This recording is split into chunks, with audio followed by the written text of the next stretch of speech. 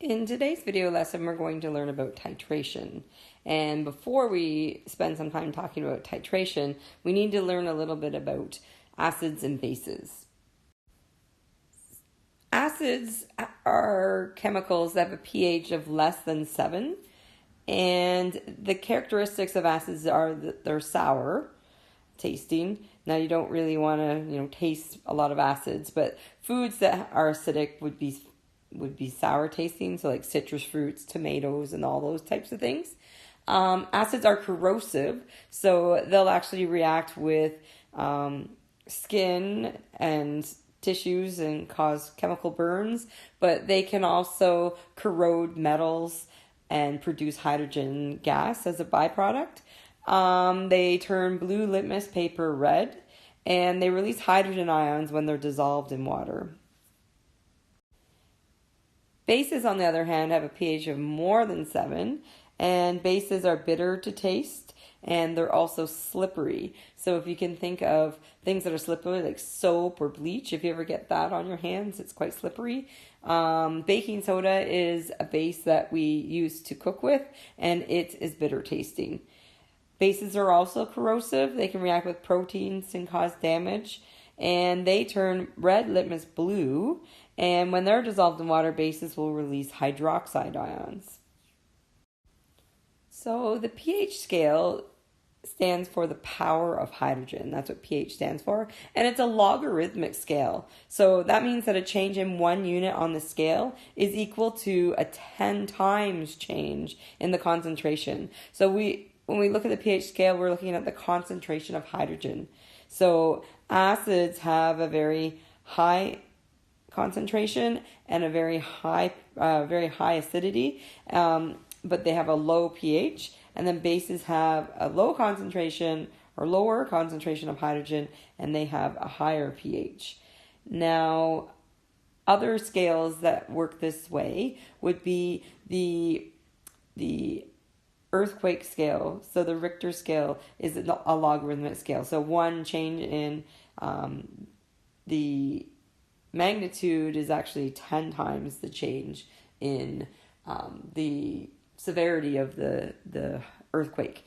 So if you take a look at this scale, we can see that something with a really low pH, almost 0, would be like battery acid, and then sulfuric acid, and then lemon juice and vinegar, we can actually eat those acids, and then orange juice and pop would be about pH 3. So you can see as we go closer to 7, which is neutral and what pure water would be, these are very, safe compounds.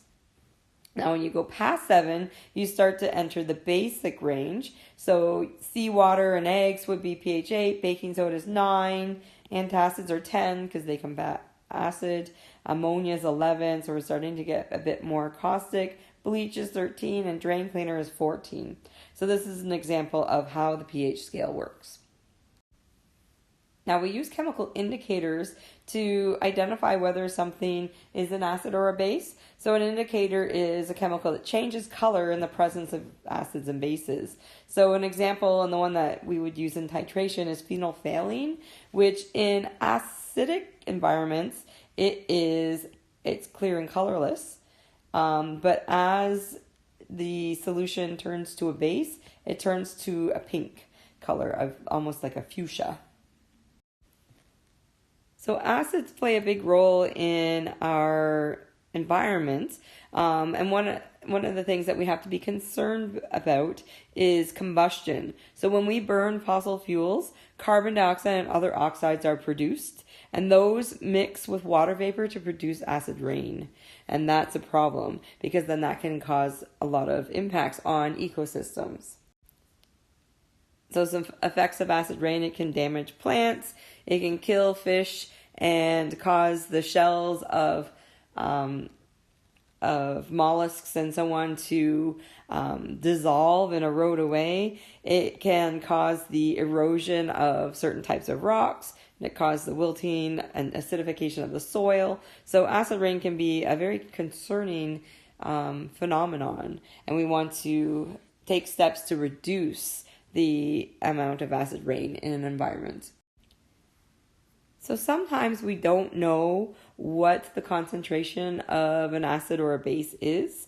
So when we want to find that out, we can actually use a titration to figure that out. And so what a titration does is it uses an acid or a base of a known concentration to neutralize the unknown, and then you use stoichiometry to solve for the missing concentration.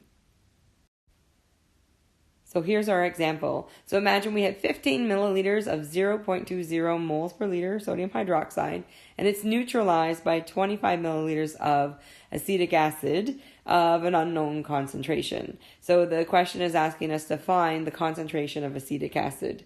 So this is our balanced chemical equation. We have sodium hydroxide plus acetic acid, and that makes sodium acetate and water. And you can see that the ratios are 1 to 1 to 1 to 1. So the balanced chemical equation, nothing had to be done. So now let's solve. So we'll set up a table like we did in our former unit.